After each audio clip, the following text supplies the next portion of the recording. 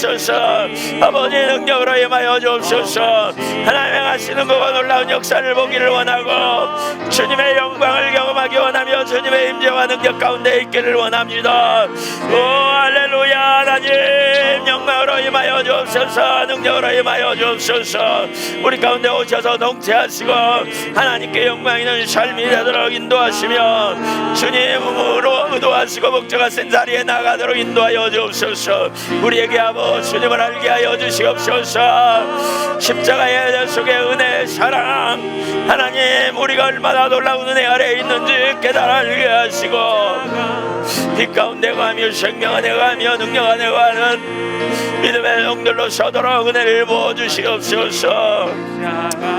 할렐루야. 하나님 감사합니다. 아버지 영광으로 임하여 주옵소서. 은혜로 임하여 주옵소서. 은혜로 함께하여 주옵소서. 주님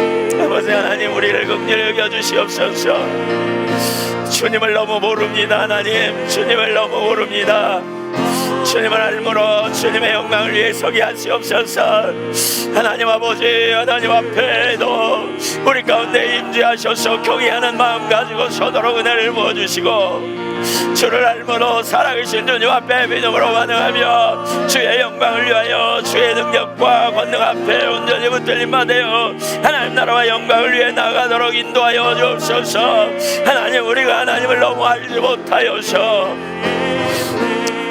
아버지 하나님, 우리를 긍휼히 여기시고 은혜를 베푸시며 아버지 하나님 새롭게 하시는 은혜로 우리를 일으키시고 하나님 나라와 영광을 위하여 서도록 은혜를 부어주시옵소서. 할렐루야.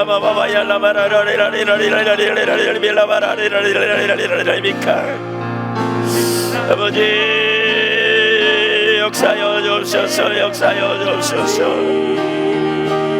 할렐루야. 영광으로 임하여 주옵소서. 은혜로 함께하여 주옵소서. 아멘. 할렐루야. 바바바바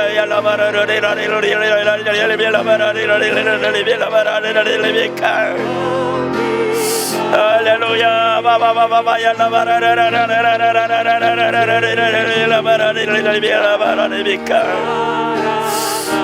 아멘. 주님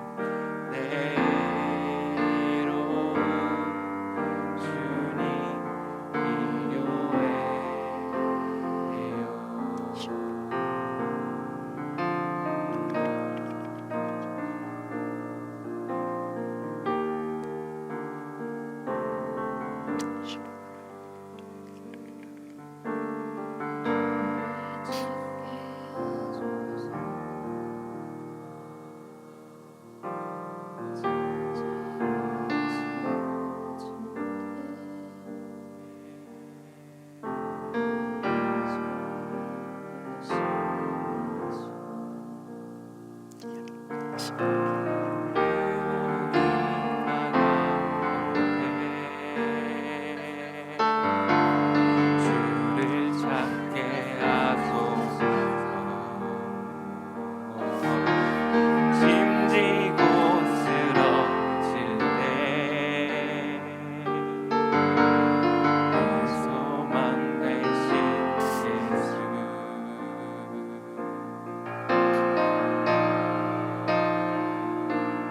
주님이 나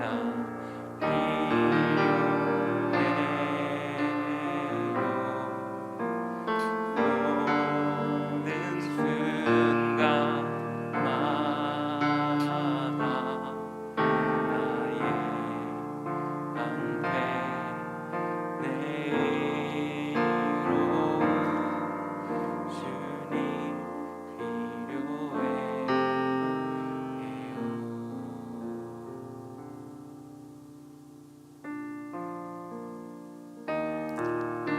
주님의 음성을 들으려고 하십시오. 전심으로 주를 구하면서 다른 한편으로는 주님의 음성을 들으려고 하십시오. 너희는 내게 나와 들으라. 그런 감동을 주십니다. 여러분, 주님의 음성을 들으려고 하십시오.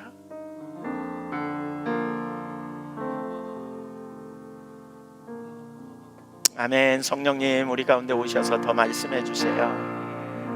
충만히 임하여 주세요. 능력으로 기름 부어 주세요. 더 충만히 이곳에 임하시옵소서. 주님, 모두에게 충만히 기름 부음으로 역사하여 주옵소서. 한 분 한 분을 축복합니다. 더 강한 능력으로 오시옵소서.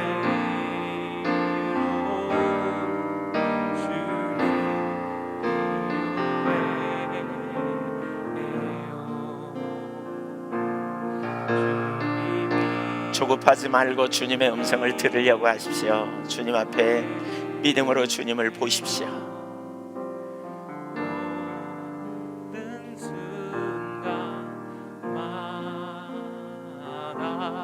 우리를 우리보다 더 잘 아시는 우리 아버지, 젖된 아이가 어미 품에 있음처럼 하나님을 사모하고 갈망하되 믿음으로 주 앞에 나아가는 주의 백성들에게 임하시옵소서. 충만히 임하시옵소서. 능력으로 오시옵소서. 물부터 부어주시옵소서.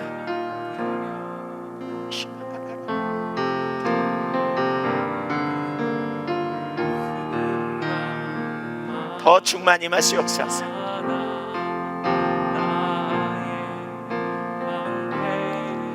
우리 속에 됐다고 생각하고 안다고 생각하는 교만을 깨뜨려 주시고 지금 겸비함으로 주 앞에 서는 그런 열망을 부어주시옵소서.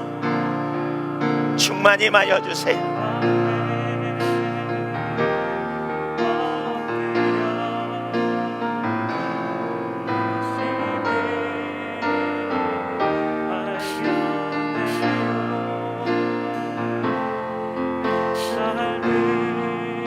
감사합니다 주님. 감사합니다 주님.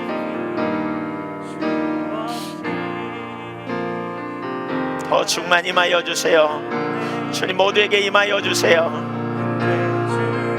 주님, 온라인을 통해 주 앞에 나아가는 한 분 한 분에게도 지금 강한 능력으로 임하시옵소서. 충만히 임하시옵소서.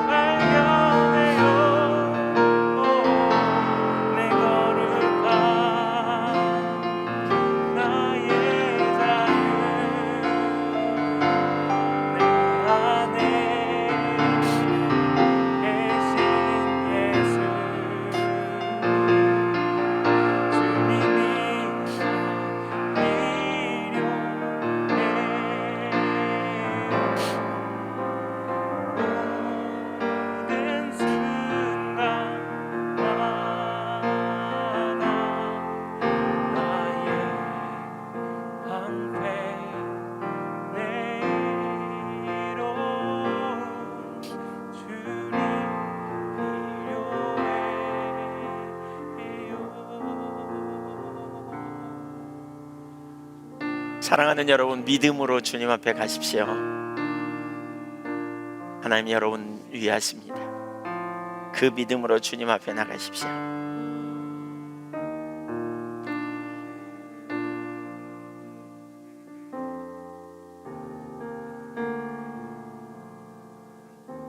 주님은 우리를 위해 가장 좋은 것을 예비하고 계시고 은혜로 함께 하십니다.